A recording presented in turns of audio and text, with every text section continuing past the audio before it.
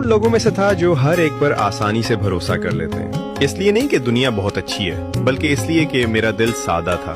मुझे लगता था जो बात मैं दिल से कहता हूँ सामने वाला भी वैसे ही समझेगा। जो मुस्कुराहट में देता हूँ वो लौट कर भी मुस्कुराहट ही देगा।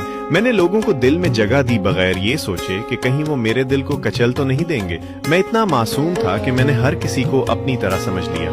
मैंने मान लिया कि सब सच्चे हैं, सब वफादार हैं, सब मेरे जैसे हैं। फिर एक दिन भरोसा टूटा, और ऐसा टूटा कि आवाज भी नहीं आई, मगर दिल के अंदर सब कुछ बिखर गया। मुझे दुख इस बात का नहीं था कि वो बदल गए, दुख इस बात का था कि मैंने खुद को इतना कमजोर क्यों होने दिया।